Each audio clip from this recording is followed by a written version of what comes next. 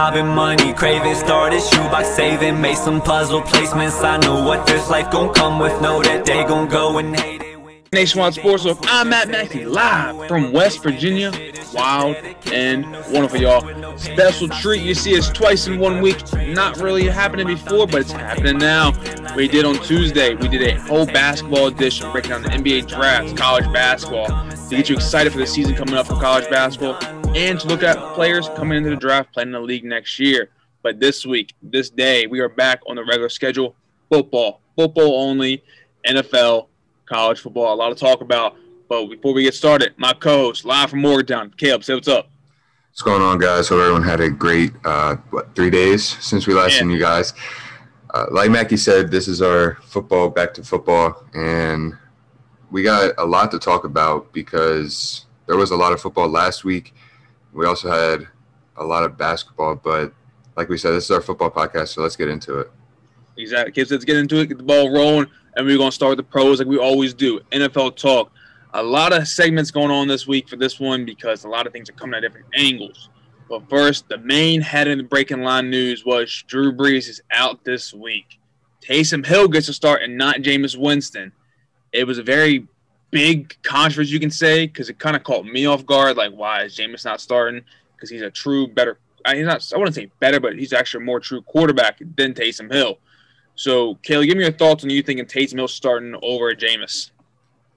Yeah, I'm with you. It was kind of very surprising when I saw it. I think, like you said, Jameis is obviously the more well-rounded quarterback, but they obviously see something in Taysom Hill that they can't pass up. Jameis, on the other hand, I mean, you see what he did last year. He threw for 30-some touchdowns, but also had 30-some interceptions. So I don't know if they're completely sold on him. I think they just kind of see something more in Taysom than they do in Jameis. I also think that maybe that might be their franchise guy for them, and that's might be why they're trying to get him some more playing time. Honestly, at the QB position. Yeah, he better be your franchise guy because the money they invested in this past offseason. Because, I mean, yes, they picked up Jameis Winston. I'm not going to lie. He's a good backup to have because he's been in the situations. He's been starting. He's played well, played bad. He's in the whole overall position of a quarterback. He's done it all, I feel like. And threw it all in the NFL. Yeah. So he's had his highs, he has lows. He knows what it feels like to be at his lowest point. He knows what it feels like to be at the highest point. Like you said, he had 30-some TDs, but also 30-some interceptions last season. I'm guessing they're taking accountability of that going into this week. Plus, we don't know what goes on behind practice. We don't know what we see, what they see. That's what I mean, because Jameis can be playing bad, Taysom can be playing better. We don't know. We don't see that because it's all on lockdown for practice facilities. But I was kind of caught off guard because, going into Drew Brees getting hurt, he punctured his lung, fractured ribs. He got hit pretty hard in that game. And I'm glad to see Taysom Hill is finally going to start and roll, finally being quarterback, so we can see what he's playing like, what he can do. Because, I mean, I'm not going to lie, he played at BYU at quarterback, and he had some tremendous games. But we got to see what we can do in the NFL. Actually had a true starting quarterback, and you're there right now. We see what you can do. I agree. So, next segment, Tua. We talked about him last week being 2-0, but guess what this week? He's 3-0. 3-0 starting quarterback, and he had a good game. He had a really good game. And give me your thoughts on Tua being 3-0, his first 3 starts, and do you think he can go 4-0 this week? I think so. And Tua he's come into this league, and he's really set it on fire. I mean, the Dolphins were kind of already off to that nice start with Fitzpatrick, and then you add Tua in at that bye week, and they've just come out the gates firing. They've really bought in with Tua being their starting quarterback, and you got to kind of love it for the Dolphins. Like we said last week, that's more competition in that division for the Bills, so it's obviously better for us as sports fans and podcasters who can talk about it. Gives us more to talk about within that division. But me personally, I did not expect Tua to come out and be this hot to start his NFL career. I don't think anybody did it because, I mean, going into the season, I've had, in my eyes, clear favorite Bills winning this division. No one's going to stop them. No one's going to be able to compete for that spot against them. I mean, everyone all Cam Newton and the Patriots. I still do not think the Bills will be touched by the Patriots. But now the Dolphins or like you said, they're rising up week after week, getting better and better. And this team could give the Bills a little trouble. But with Tua playing and starting and playing well, I think he's playing with, like, you can say, determination. All the doubt he had going into the draft, all the doubt he had going into the season, he's trying to prove everyone wrong. Like, has a motivation going, motor running, and he's not going to stop, I feel like. Yeah, I agree. I also believe Brian Flores kind of deserves to be in the running for Coach of the Year, because what he's been able to do with that team and be able to pretty much have a whole 360 from last year to what they're able to do now. They have one of the best defenses in the league statistically. He's doing great things down there in Miami, and like I said earlier, you kind of got to love it. Oh, you do have to love it, and I agree. Their defense is pretty solid this year, and, I mean, we had a great offseason pickup with Byron Jones. I saw a video on Twitter and of their defense last week rushing Justin Herbert, and they just have all their linebackers just running around the field, and then they all just blitz. Like, they don't know, just confusing Justin Herbert. They don't know if that linebacker is sitting back or if they're actually blitzing, just running around like a bunch of crazy people and as linebackers, and it works, I guess. It has to work because, I mean, they applied pressure to Herbert and they got the win in that game. And honestly, when you're a quarterback, you see linebackers moving around, you're trying to predict what gap they're going to blitz through, but they're going to stay back and stay in coverage, or they, like you said, they're coming through the line. But when they're moving around, honestly, in my eyes, if I'm a quarterback and I see linebackers moving around, I thought they're going to blitz. I'm shitting my pants personally. Guarantee it. But then again, you don't know what gap they're going to come through, the A gap, B gap, or C gap. You don't know. So you can't predict what you think is going to happen. So you have to have a quick, on-hand signal to roll out left, roll out right. Like, usually you see the blitz coming through the A gap. Okay, I'm going to roll out right here. No, they're scrambling around. You got to figure out what you're going to do in that moment at that time. You don't have any kind of leeway to make a different call. So, next thing. Patriots had a good bounce back week. I'm not going to lie. You know, they struggled the week before against the Jets. I mean, struggled badly. But they came out on Sunday. Sunday night. Sunday night, and played very well against the Ravens and got the victory. What are your thoughts on Cam Newton in that game? Well, first, obviously, the game that I picked them to lose, they win. So that sucks. But Cam Newton, obviously, doing his thing. You got to kind of question what's going on with Baltimore, though, because, like you said, this Patriots team really struggled last week against one of the worst, or 2 weeks ago against one of the worst teams, if not the worst team. Yeah, the worst. In the league, and now they beat you. It's tough, but I mean, if you're Cam Newton, you gotta love it because you struggled last week and you came out with 2 wins in a row, and he didn't do great this game. 13 for 17, 118 yards and a touchdown, but at the end of the day, you got to win. So that's really all that matters in football. The biggest key to this Patriots team, I feel like, is not Cam Newton. It's not Najee Harris. It's not Sonny Michel. It's Jacoby Myers. That's who I think is their star player. Yeah, I mean, he had the most receptions and the most targets, so I could agree with that. And he kind of brings like a different life to this team too. Exactly. So yeah, I could definitely agree with that. Pick. So with that, we're going to stay in the AFC on this one right here. Steelers, the Pittsburgh Steelers are 9-0. What are your thoughts on this team being so well and so dominant? We know we talked about last week being 8-0, but now that they made that big jump and pretty much blew out Joe Burrow and the Bengals to be 9-0. What are your key thoughts on this team as a whole? This is definitely one of the best all-around teams I've seen play. Their defense is top 3 in every single category for defense out there. And then you just take into how dominant and high-powered their offense is. And let me go. The team's unreal. Yeah, let me go this way. Out of all the categories, they're top 3, but only 2 out of the 25 different categories is when they're third. every other category, the top two. Yeah, it's crazy. I think I have said it before on the previous episodes. This Steelers team is probably going to go down as one of the best defenses in history, in NFL history, and they can make a run this year. They really can because they're so deadly, and that defense just gives them another boost. You don't really see too many great defenses like this Steelers defense in the league now, but I think that's why it's so rare that they're so great right now, is because you never really see that many great defenses in today's game.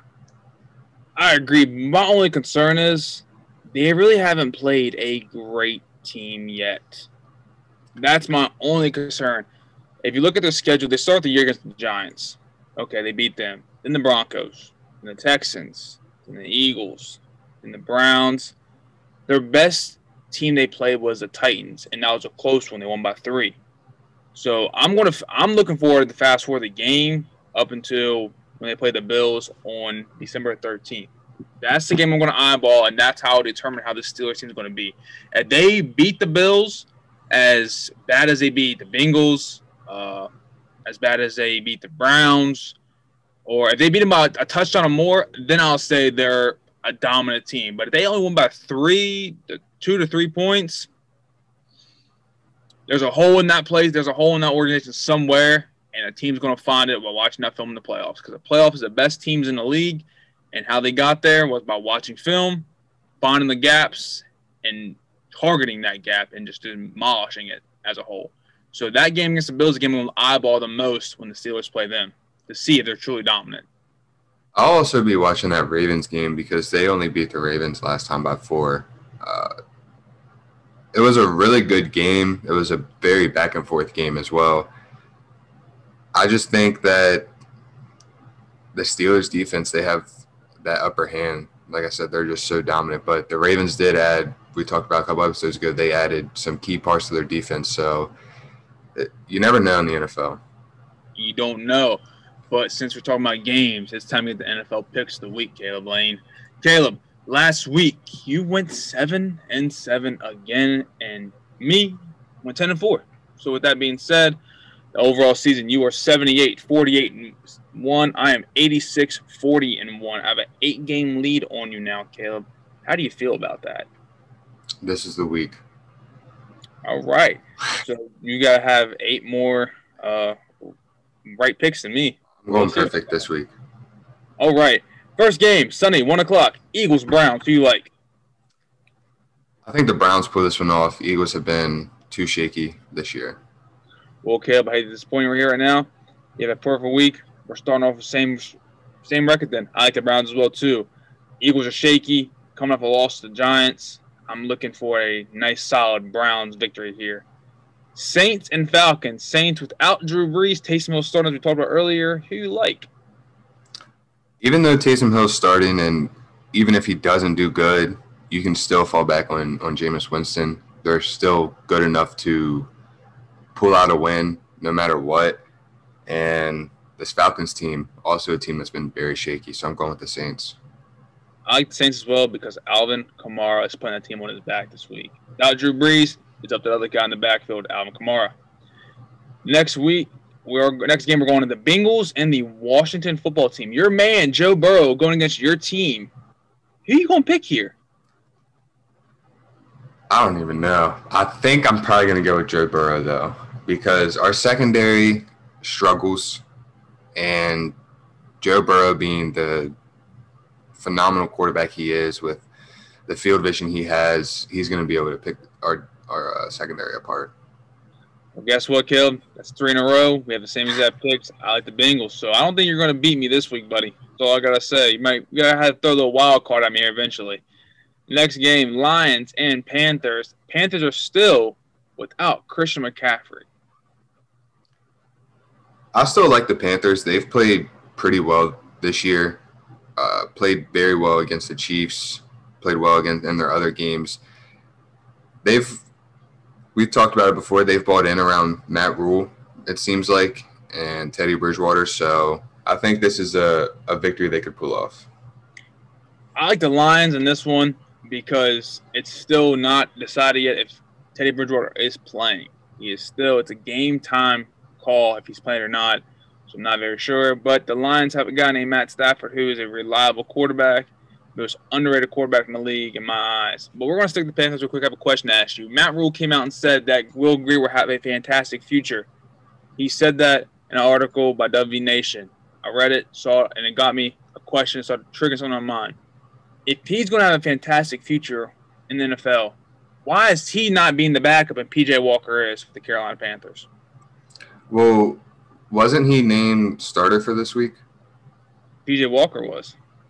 Oh, I thought Will Grier was named starter for this week. Well, Teddy Bridgewater wasn't even ruled out yet.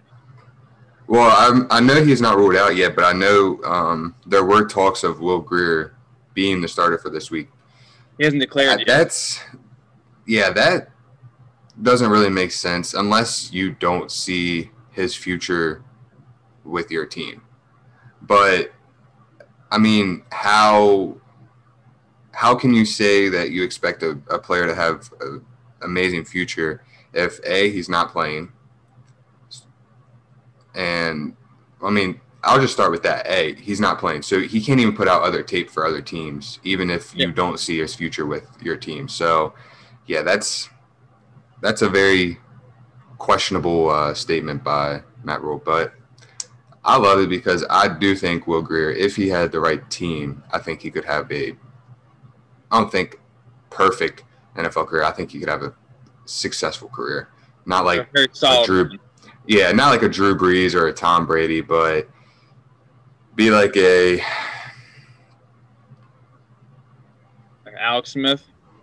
Like an Alex Smith or a Fitzpatrick. Like Fitzpatrick is obviously a really good quarterback, just can't somehow get over that hump of winning 5 or 6 games in a year.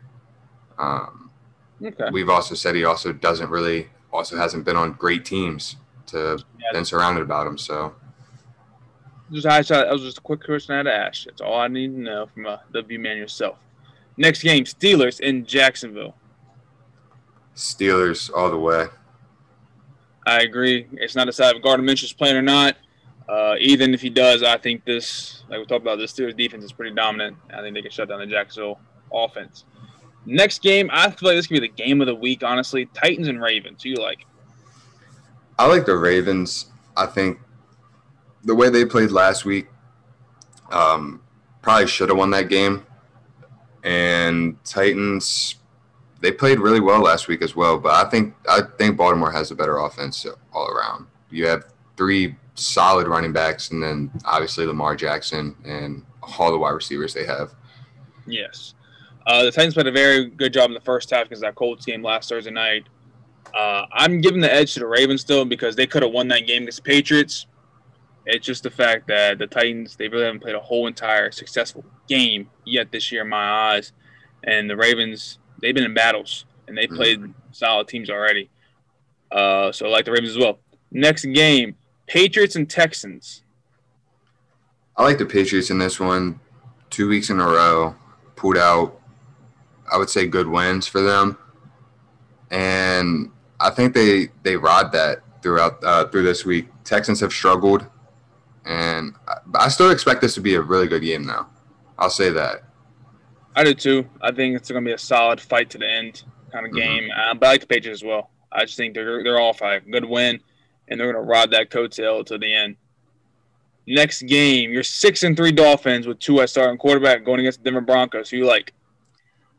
I like the Dolphins. I think Tua's the same thing, just going to keep riding the success of the season that he's had so far and carry it on. Quick question for you. Do you think this team could make a playoff run? Well, with the new playoff format with allowing 7 teams in each, they're kind of already in the running for it, but wild card. I think they get a wild card out of this. You think they get a playoff win? Well, more kind than of likely, depends on their matchup, but if you look at the conference right now, they're sitting right 1, 2, 3, 4, 5, 6. They're literally at seventh. So you know who they play the first round? The Bills. Ooh. So with that first game, it all depends on where they line up. If they play anybody, if they're a 5 or 6 seed, which I think they could be. I lie. Actually, they're actually a 6 seed right now, so they'll play the Colts. They're 6 seed. And I think they could be the Colts, honestly. So if they play anybody besides the Chiefs, Steelers, and the Bills, they could win. Yeah, I think also this game, just real quick, I think that they understand that they have a shot to make the playoffs, and they're not going to let anything hold them back. So I think they're full throttle at it, and like we said earlier, they think it's their time, and it might be with Tua down there. Couldn't agree more. Next game, we got the 0-9 Jets going against the Chargers. Who do you like? I like the Chargers. I think Justin Herbert's almost he needs a win. Well, I'll say that. He needs a win this week, especially against a very shaky or a very bad Jets team. He struggled in recent weeks, but this is the week I think he probably has a pretty good game against this team. Yeah, I like Justin Herbert going against this terrible Jets defense, honestly. So I think he can get a victory in this one for sure. Next game, which is also could be a game of the week, Colts and Packers. Who you like? I like the Packers. Aaron Rodgers has been unreal this year, and their defense is very shaky. So this is going to be a pretty high-scoring game, I feel like. I feel it's going to be a high-scoring game, but honestly, I'm going with the Colts. Colts played last Thursday night, okay? So they have a whole week and a half to prepare for Aaron Rodgers in Green Bay. And with Aaron Rodgers not playing so well against Jacksonville last week, the red flags have come up and the holes have been found. And this Colts defense is no one to sleep on. I think this Colts defense can shut down Aaron Rodgers and get a victory in this one. Dang, that's a game changer there for you, Caleb. Next game, Cowboys and Vikings. Who's going to win this one? I like the Vikings. I just think the Cowboys are too shaky this year without Dak. Their defense has really struggled this year big time. And this Vikings offense is very high-powered with Kirk Cousins, Justin Jefferson, and Thielen. It's a good offense. I'm going to say this and say this only. I'm going with the Cowboys. Going with the Cowboys. For one, I've been picking them and picking against them the whole entire season. Been wrong every time almost. Vikings. Like you said, their defense is terrible. They have no real defense at all. But neither do the Cowboys. But the Cowboys played very well against the Steelers and were all coming off a bye week. So they had 2 weeks to prepare for a Vikings team who mainly throws the ball downfield. There's no short yardage at all. They run the ball right the middle with Dalvin Cook. So they prepared that as the linebacker core, Jalen Smith and Van Der Esch, to secure the holes inside. The front 7 should be locked down, ready to go, and the Cowboys will get a win. Going with that. So that's 3 games in a row we have different. I like that.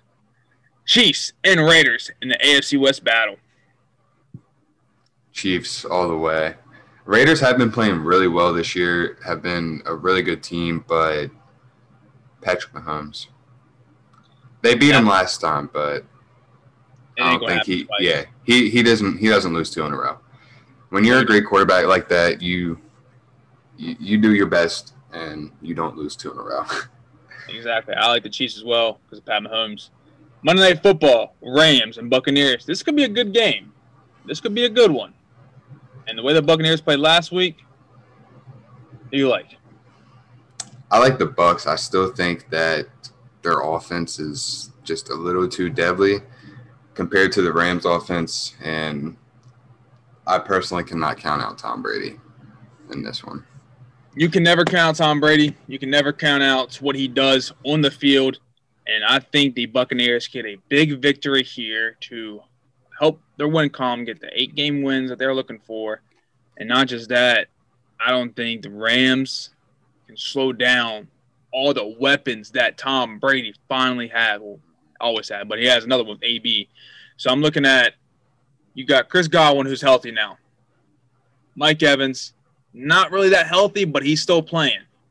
Antonio Brown and Gronkowski. You have Ronald Jones, who is playing phenomenal this year. And then you can never count out that backup. Leonard Fournette. And that defense led by Shaquille Barrett.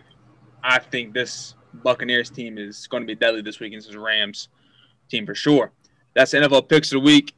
Come back next week, see the records, see the scores, and we'll give the breakdown of why Caleb still can't outpick me. All right, moving on to college football. College football had a great week this past week.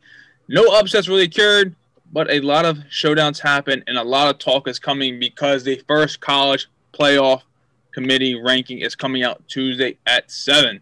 So with all that being said, let's look at the team who has shined the most this year so far and is in the top 10, Cincinnati. Cincinnati is so dominant this year, Caleb. You and I both agree on this one. But since we're on Cincinnati, do you still think, even though they're so dominant, can they make the playoffs?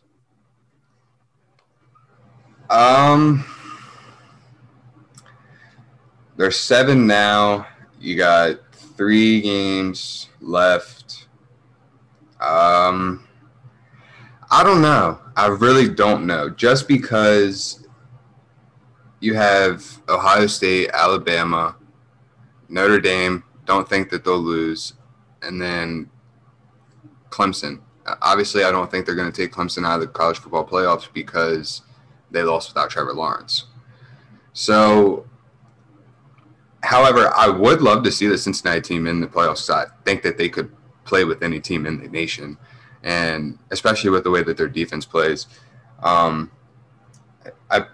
I just don't think so. I think that they want those high names, big schools in there, like Clemson, like Alabama, like Ohio State. See, I agree when you say that the big names, but let's be real.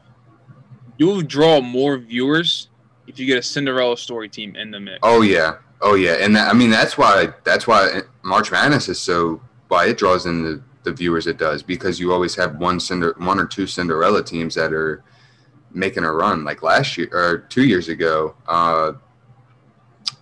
16 seed beat Virginia. Little Chicago. Mm-hmm. And made it to the 3rd round, I believe. So they know the Final Four. No, my bad. They were 11. That was that was the who was the 16 seed that beat UVA?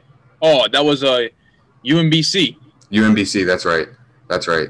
They made it to the Final Four. I thought they got no. Louis Chicago did. That's right. I think they might have made Elite 8 though. I think they might have. I think they made the Sweet 16. I think.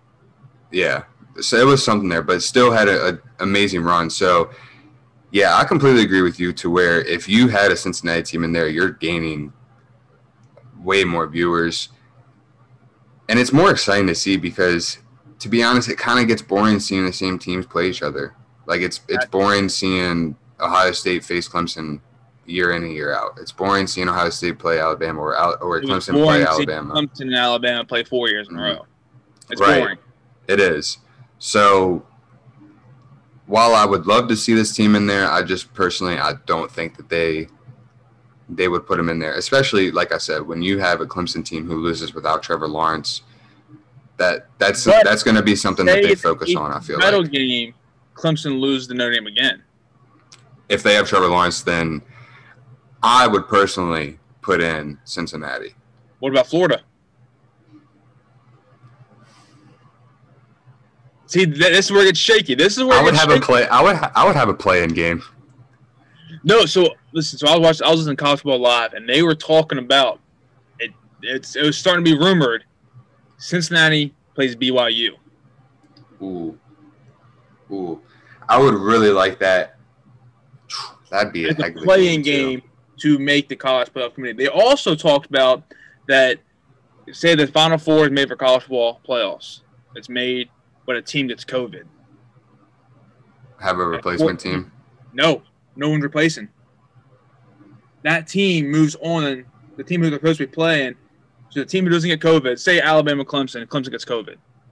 Alabama will move on to the final. No replacement. See, that's Yeah, that's not fair because a team like Cincinnati or BYU or Florida can't play that game and possibly win and then be in the national championship. And then B, Clemson can't even, who, if they had Trevor Lawrence, let's be honest, could probably win it all this year. They wouldn't even have the chance to be able to compete for the national title. So that's a tough call for the NCAA to make. Because they're talking about how if you push the date, because they're talking about changing the date for the playoff as a whole. They changed it all, changed the schedule, everything like that. That just kind of messes up everything, and there's no open Saturday because the following week after the national championship game, NFL playoffs start, and they have Saturday games. Yeah, there's no TV. That, and then college basketball is literally right around the corner as well, and then starting mix is starting already in January. Oh yeah, that's right. And then here soon, NBA will be starting too. So, it's going to be a lot, and it's pretty much, like you said, pretty much impossible for them to move those games. So, while it is kind of understandable why they would do it, it's in the same sense it's not fair. At least you got to get another team like BYU, Florida, or Cincinnati in there to let them at least compete. And that's what's going into play, talking about what the Pac-12 decided to do as well. Pac-12 said they'll play out-of-conference teams now because all the cancellations going on out there on the West Coast. Teams want to build their resume up. So they say, okay, we'll take in a team from out of conference, but they got to meet our criteria. They got to allow Pac-12 to be on a Pac-12 network. They got two other guidelines they got to follow. There's a criteria you got to meet to play the Pac-12 team. It's something like that. And now like I said, listening to College Football Live, and they're like, BYU's probably trying to call teams up left and right to fill that schedule because they got to build their resume. So why not play a USC team who's top 25, play an Oregon team, like you and I talked about before the episode started? Why would Oregon jeopardize their chance to make the playoffs by playing at BYU? Yeah, but then again, if you are Oregon, that could also truly really help you in your playoff run. So I would love to see that. I would love to see a BYU team take on a team like USC or Oregon, because you don't see those teams play, and you don't see them play when they're top 25 like BYU is now, or top 10 like they are now. And going off that right there, BYU usually plays USC every year. But since the Pac-12 said conference only, that game got canceled. Cincinnati is supposed to play Ohio State this year. Since in conference only, that game got canceled. So those two big games that would have helped either team out, BYU, Cincinnati, even Ohio State, boom, diminished that whole entire thing. So it's kind of like, what the hell? So they try to build a resume, but the COVID thing, like the criteria to make the playoffs, a strong schedule. Being an Ohio State fan, I don't know. I kind of would have loved that Cincinnati game, even if we lost. Like, that would have just been an electrifying game. But so, do you think BYU makes that call and gets USC back on their schedule, or Oregon on their schedule for the last game, or something like that, to where they feel that if they win this game and win the rest of their games, they're like, okay, if we schedule this game and we win it, we're almost guaranteed a playoff spot? Here's the thing. I think 100% BYU is making that call. But will that team receiving that call answer to it? That's the problem. Because a team wouldn't want to jeopardize their spot against BYU. That's honestly how sports goes. Like, you've seen BYU play 8 games now. I believe so. Games. Yeah, 8 games. You got teams like Ohio State, only played 3 games. You got Oregon, only played 2 games, 2-0. You got Wisconsin, 2 games. You got Alabama, 6 games. BYU's one of the main only teams who's played every single game. But it hurts that they're not playing the big names that they scheduled to play before this whole COVID thing broke out. So I feel like what they should do is, like I mentioned before, I heard that Cincinnati and BYU are talking, playing a game. Let's do it. Let's see it happen. Let's see the 2 power group of 5 teams play. Yeah, I think also if you don't add a 18 playoff here in the next, what do you say, 4 or 5 years? I'd say 2 years. You at least need to add in a play-in game. That way, if you have a 4th and 5th team who, let's say, for instance, you have Alabama at 1, Notre Dame at 2, Ohio State at 3. We'll just say Georgia goes to 4, or Florida goes to 4, and then you have BYU at 5. Have it to where those 2 teams can play each other and play the play-in for the playoffs or something, because in the end, it's not fair for a team like Cincinnati or BYU, like we've said before, to have such an amazing season with especially the hype that BYU's had this year around Zach Wilson, and that would gain them so many viewers in the college football playoffs if BYU is in there, especially with Zach Wilson's hype. I wouldn't even just do a playing game. If you're going to make changes, you should just go ahead and make the whole entire format change. So I think, like I've said before, every Power 5 conference, your champion gets in the bid. Like March Madness, every conference champion gets in the tournament. They can be 11-15. They win the conference tournament. They're in the March Madness. So if you win your conference title, you're in. That's 5 spots cleared. Then you have 3 spots left. You pick one group of 5 champion who's the best of the group 5 out of Mountain West, American, Conference USA. All that, they're in. So in this case, Cincinnati. So if you look at it right now, you have Alabama, Clemson or Notre Dame, Ohio State, if they obviously teams winning, Ohio State. Then you have Pac-12, Oregon, Big 12, let's say Oklahoma State won the conference. So you have 5 teams right there. So the Notre Dame-Clemson game, that AC championship game, that whoever loses that game, boom, you're the 7th seed right now because you had a great year. You lost one. Say Clemson won against Notre Dame in the AC title. Notre Dame, your only loss is in the AC title game. You're a 7th seed for right now. And then go to the Cincinnati. Boom. There's your 6 teams right there. Notre Dame's your 7th team. That last spot, you look at everything. You look at BYU to get in. Oh, Notre Dame, you lost your title game, but you went undefeated until that title game. Georgia, you lost. Florida, you lost the SEC title game to Alabama. Those 3 teams are in consideration now. Yeah, I also think that, which obviously I think it's I don't really think it's too late, but if there were any year for the NCAA to make changes for the playoff criteria, it's this year, because COVID, you never really know, and I mean almost every week we have 1 or 2 cancellations of games. So who's postponed? Right. So who's not to say that that's going to carry on once you get into playoff time? So you're going to kind of need 8 teams considered at least to be in the playoffs.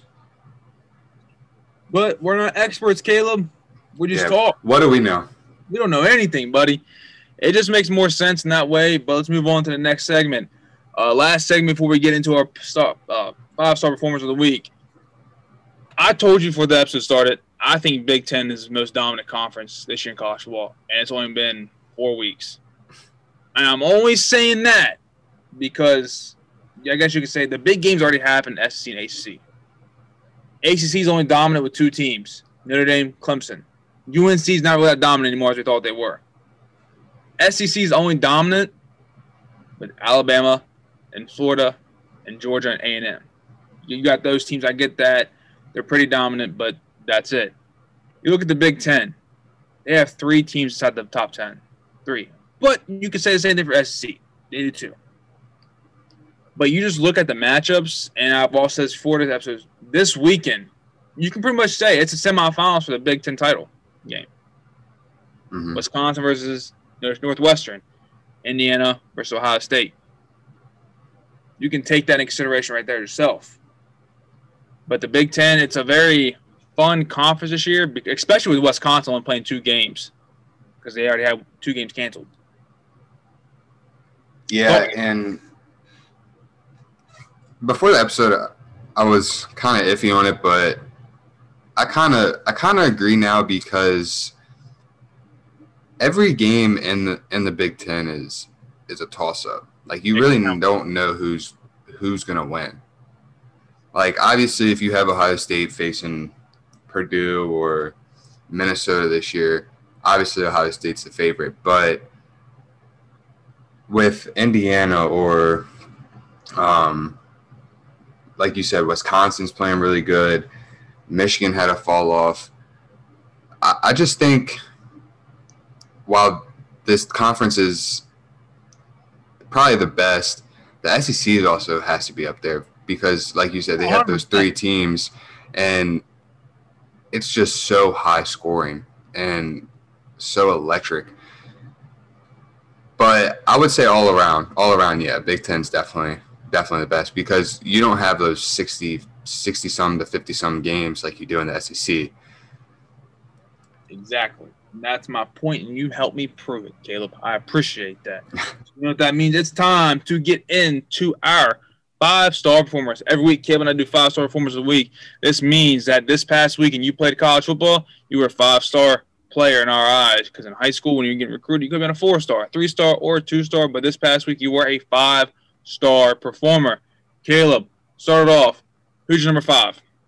My number 5 guy is Shai Werts from Georgia Southern. Their quarterback, he had 21 carries, 131 yards, 3 touchdowns. He also went 6 for 9, 51 yards, and 1 interception as he got a 40-38 win over Texas State.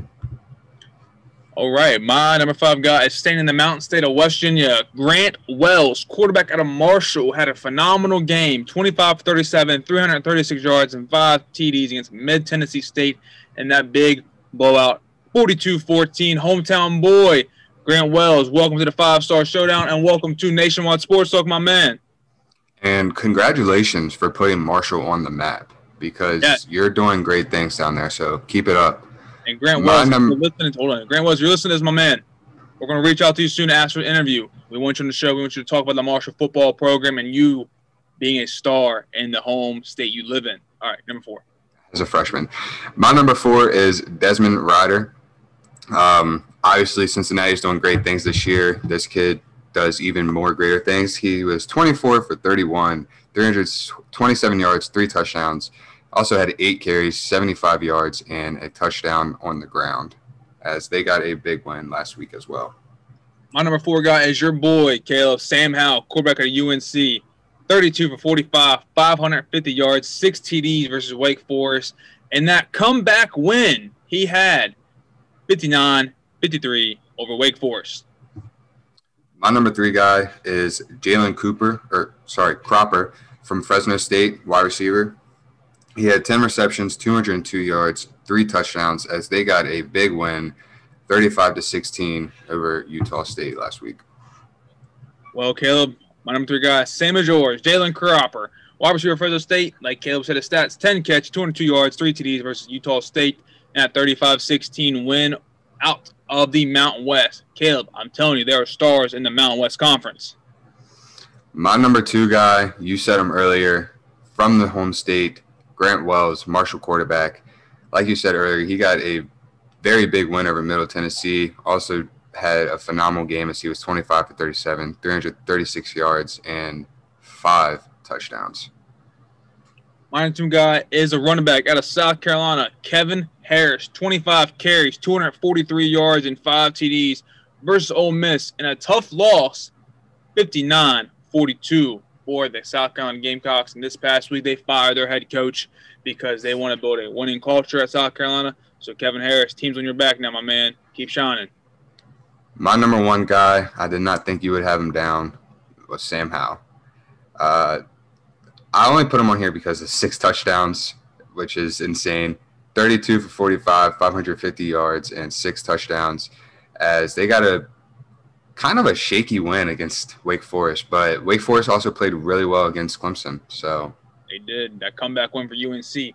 My number one guy is now the favorite to win the Heisman, or top 3, however you want to look at any kind of poll you look at, is Kyle Trask, quarterback out of Florida.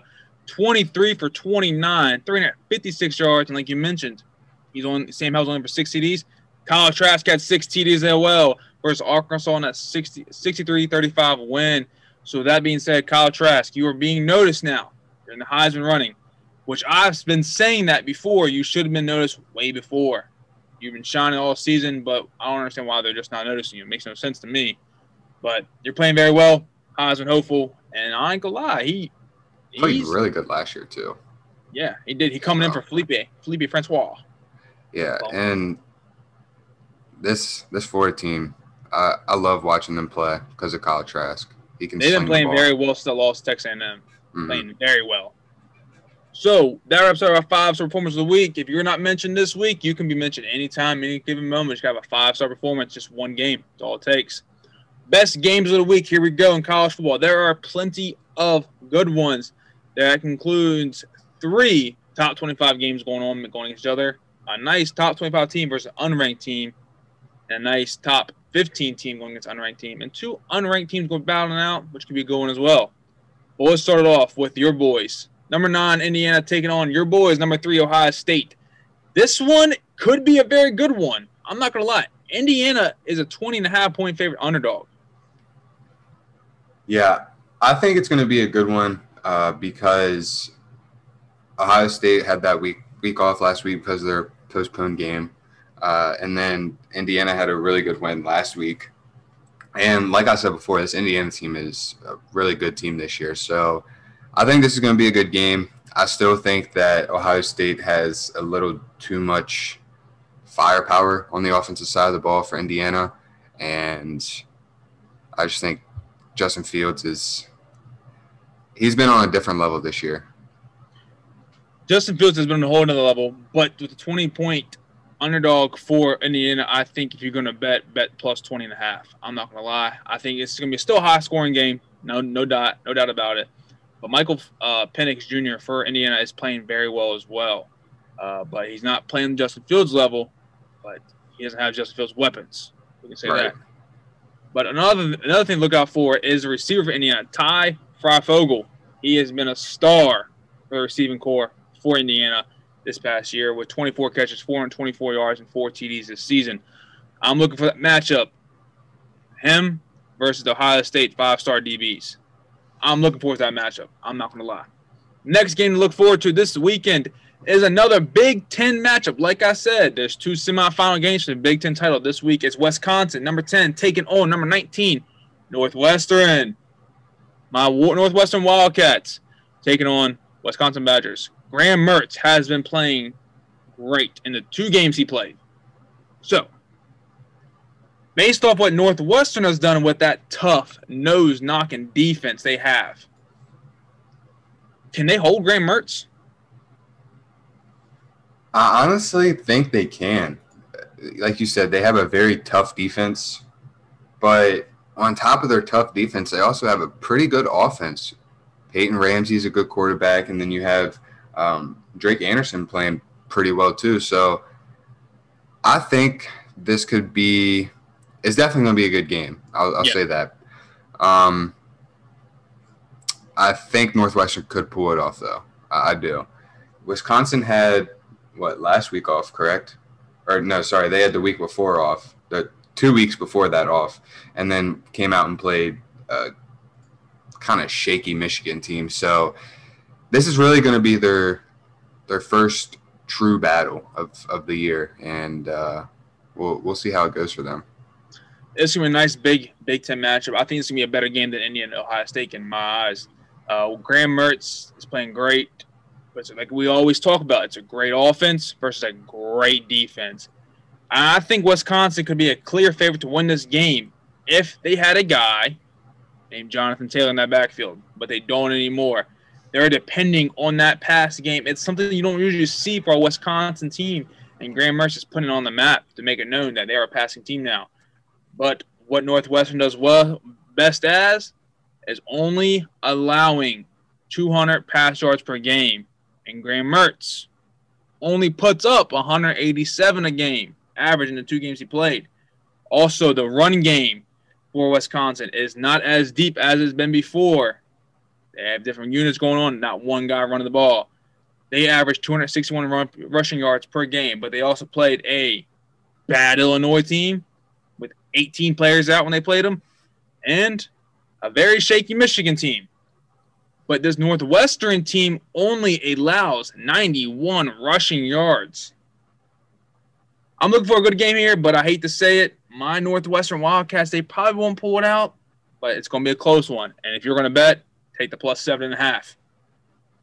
Another great game, Battle of Bedlam. Go ahead and say it. Oklahoma State taking on Oklahoma, the biggest rivalry I feel like there is. It can be. Definitely one of them. And a great thing to look forward to, and what I heard this past week is Baker Mayfield was asked by a Cleveland Browns reporter, so your Oklahoma Sooners are taking on Oklahoma State this year, the Battle of Bedlam. What do you like? His exact words were, you still got to put your little brother in his place. Boom, that's all he said. All he said. Do you think Spencer Rattler can pull through and get the big victory over Oklahoma State? I think so. He's been playing well since his kind of very shaky game against Kansas State. I would say, like, Oklahoma State is always kind of really looked at as the little brother, so I feel like even though they are going in as the 14th ranked team and then Oklahoma's coming in as the 18th ranked team, I still feel like they have a little bit of a chip on their shoulder. And I wouldn't say fright, but you're going up against Big Brother. Like, you're going up against who's been one of the best teams in the Big 12, one of the best teams in the nation when they had Jalen Hurts last year, Baker, and then obviously Tua, or not Tua. His name's slipping my mind. Kyler, yeah. But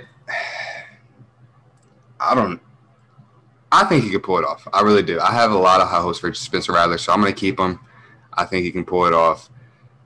This Oklahoma State defense, not the best defense.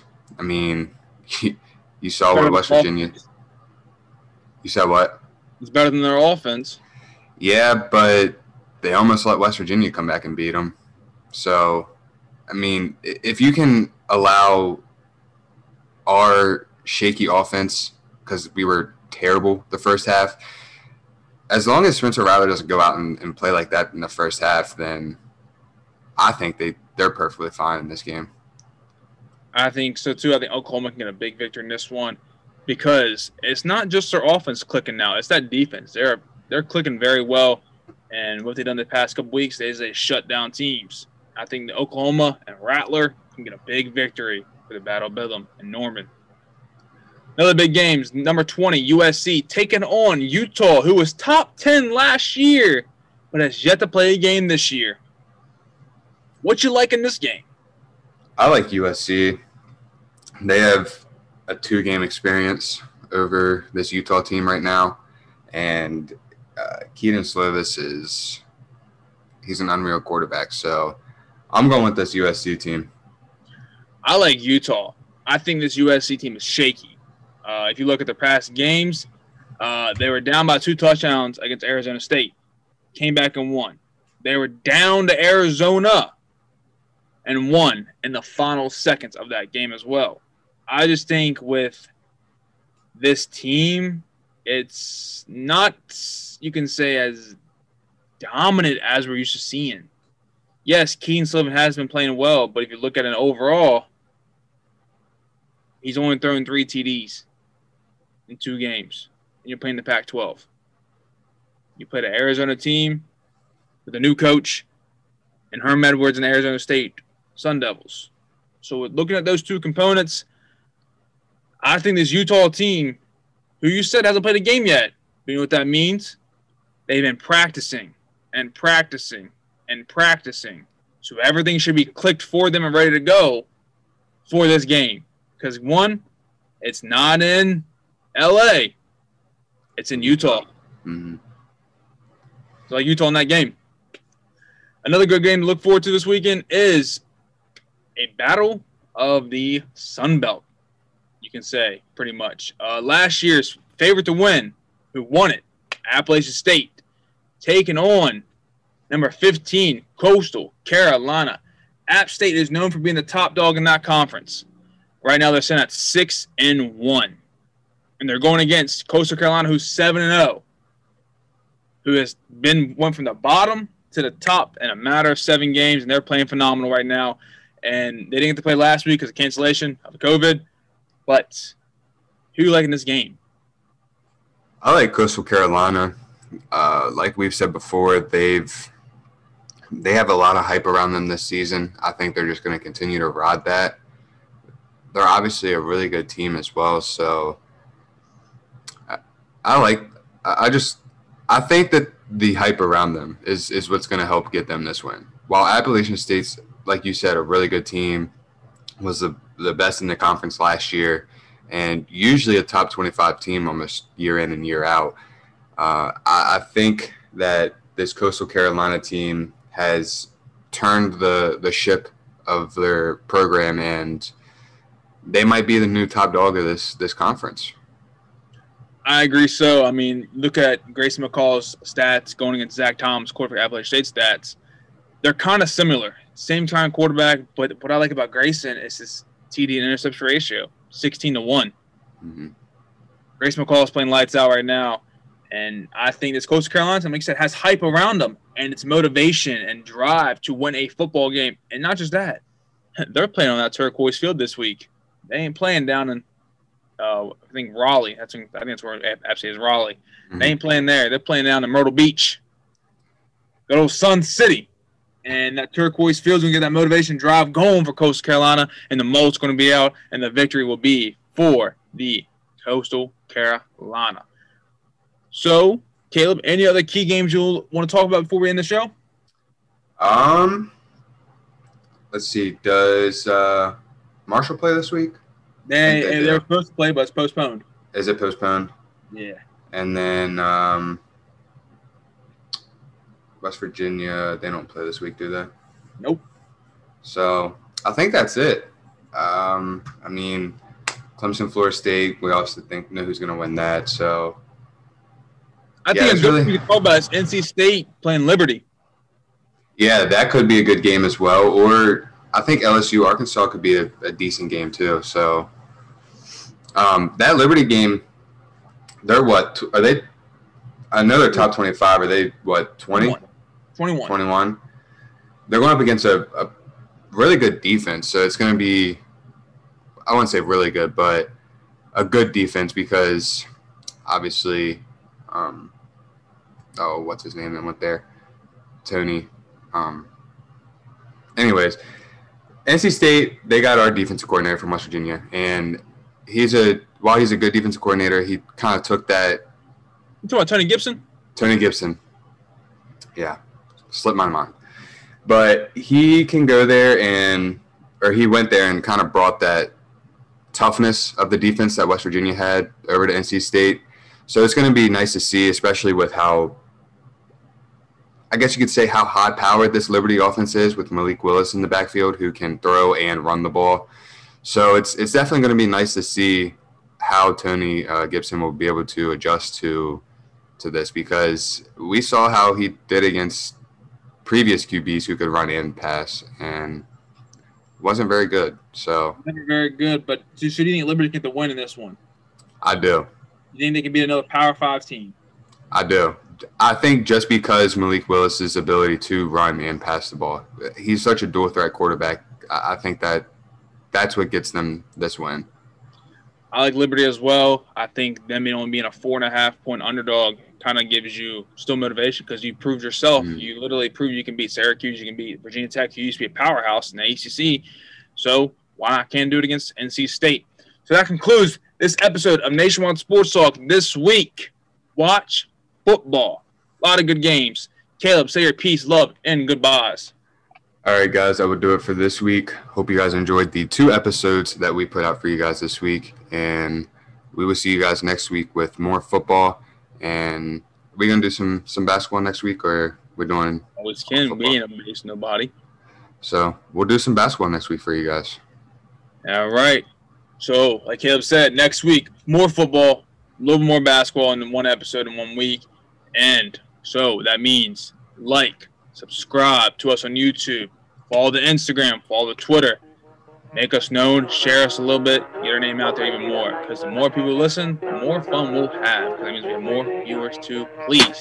I'm at Mackie. I'm peacing out for the day. And have a good one. Have a good weekend. Peace.